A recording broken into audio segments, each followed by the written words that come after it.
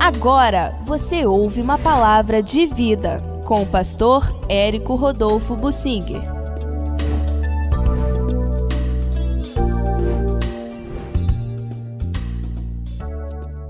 Quero falar sobre o profeta Micaías e a sua luta para conseguir profetizar. Não é muito fácil você ser fiel a Deus. Vai ser tentado, vai ser ameaçado, vai ser atacado, vai ser seduzido. Eu não sei qual é a pior arma do inimigo. E eu acho que depende de cada pessoa. Para algumas pessoas a sedução é suave, aquela linguinha da cobra, tão agradável, atraindo o passarinho. A sedução é terrível, quando amigos chegam para você aliciando e mostrando amizade, querendo levar você para o meio deles. Como é difícil. Quem é do Senhor encontra dificuldades. Na igreja, nem todos querem ouvir a voz de Deus. Eles querem receber de Deus a bênção. Todos querem.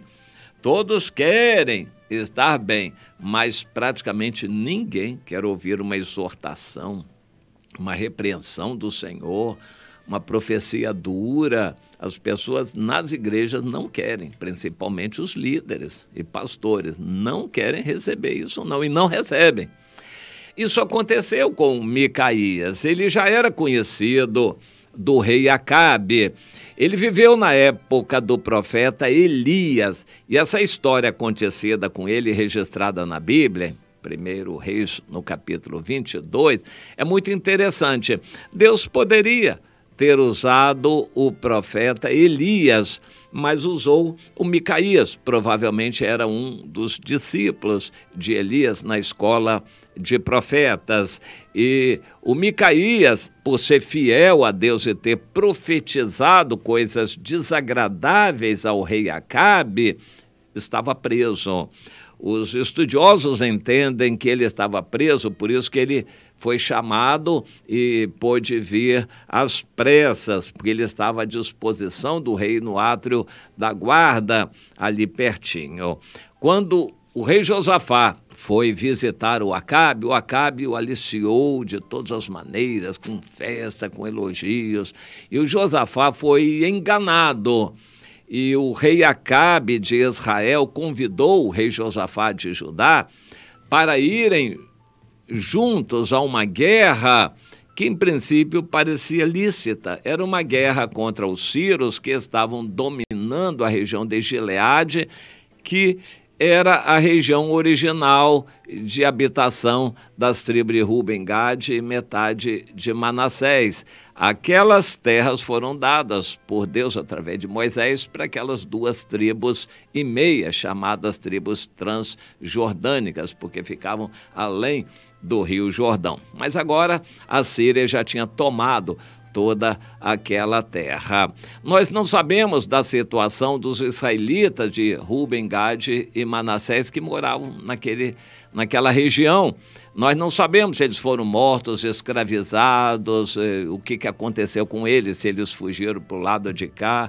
Esses detalhes a Bíblia não traz. O fato é que a Síria já tinha conquistado aquela terra e o rei Acabe não sentia força para retomar, mas pediu ajuda de Josafá, que na época estava muito forte, muito poderoso em armas, e acreditou que, somados os 2 reis, os 2 povos, os 2 exércitos, eles venceriam com facilidade a Síria e retomariam a Gileade. O rei Josafá, em princípio, achou que aquilo era válido, porém, deu assim uma acordada e pediu ao Acabe: a gente não poderia consultar a Deus?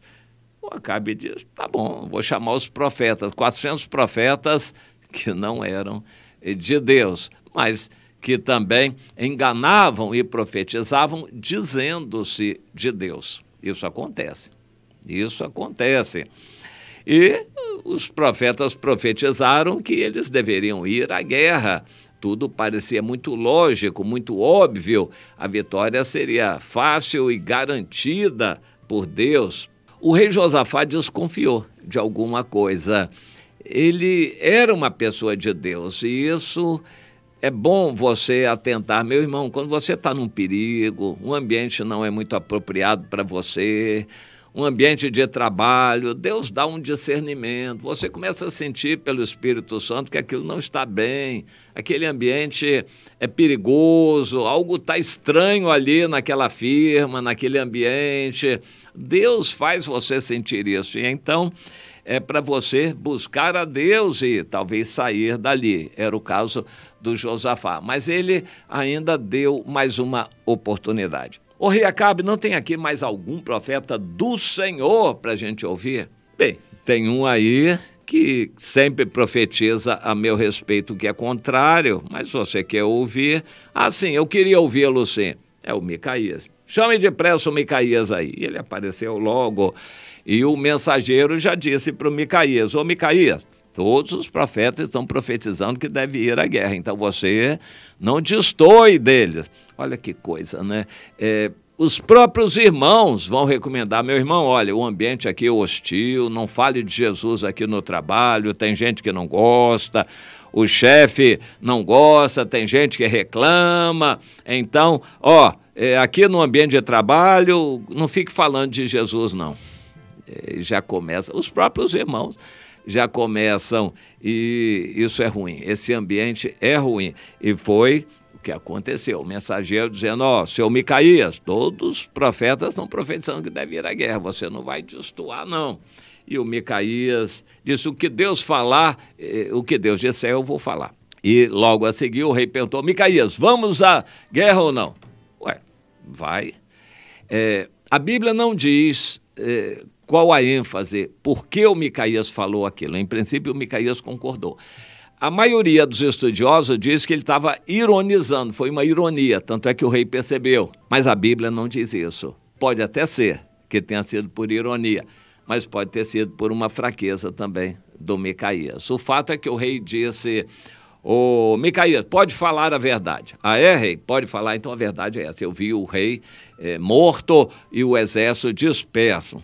O Acabe falou: olha aí, o Josafá, eu não disse. Ele nunca profetiza de mim o que é bom, só o que é mal. Mas o Micaías continuou. Então deixa eu dizer com detalhes como Deus me mostrou. Era uma assembleia no céu, anjos, demônios, e um demônio apareceu e Deus deu autoridade a ele de enganar o Acabe, etc, etc.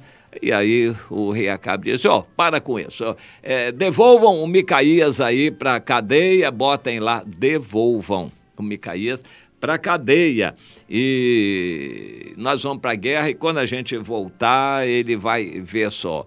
E, deixem o Micaías com escassez de pão, deixem ele passar fome aí na cadeia, para ele aprender a não profetizar contra mim. Bom, e a guerra aconteceu, e o rei Acabe morreu, e o Josafá voltou envergonhado e derrotado. Isto cumpriu a profecia. Mas eu quero dizer que hoje, na era do Novo Testamento, Deus quer que muita gente profetize. O Espírito Santo foi derramado, Deus revela em sonhos, visões, de muitas maneiras, Deus revela. Então, creia, mas ninguém vai ser 100% garantido. Sempre a gente vai ficar com pontas de dúvida em tudo. Na vida cristã, nós dependemos da fé. Nada é tão determinístico. A mais B igual a C. Não, a doutrina fundamentalista diz que na Bíblia isso é assim, tem que ser assim, que é assado, mas quem anda no Espírito sabe como são as coisas. Eu vou ou não vou? Estou na dúvida se eu vou fazer essa viagem. Deus, eu devo fazer essa viagem ou não? Eu sinto que eu devo ir, mas estou com medo, receio. Isso é comum, essa luta da carne contra o Espírito no interior do cristão, isto é comum. Até o Micaías teve. Vários homens de Deus no passado tiveram isso registrado na Bíblia e em nossos dias também. Ninguém é tão espiritual, maravilhoso, que saiba tudo que Deus vai fazer, que Deus diz, e que ande totalmente na presença de Deus. Não existe ninguém. Todos nós temos essas lutas interiores.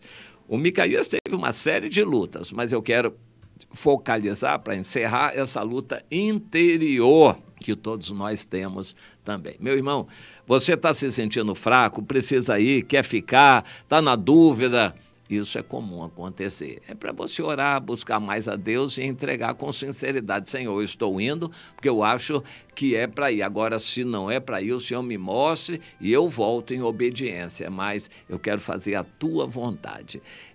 Todos nós estamos sujeitos a lutas interiores da carne contra o espírito. Nada é tão determinístico assim, tão claro. E nós vamos depender de Deus. Mesmo naquilo que parece totalmente certo, a gente vai ficar na dúvida de como fazer aquilo, para não ofender muita gente à volta, para não criar barreiras e problemas desnecessários. Eu vou repetir, até naquilo que é certo, você sabe que deve fazer, até nisto, a gente tem dúvidas de como fazer, na hora em que fazer. Então, seja humilde. Busque a Deus, peça graça a Deus, reconheça, todos estamos sujeitos a essas dúvidas interiores, a essas questões no nosso coração, mas coloque tudo diante de Deus, não tenha medo de errar, porque se você errar, se humilhe, se conserte e continue, porque Deus está com você. Como estava com Micaías, Deus está com você também.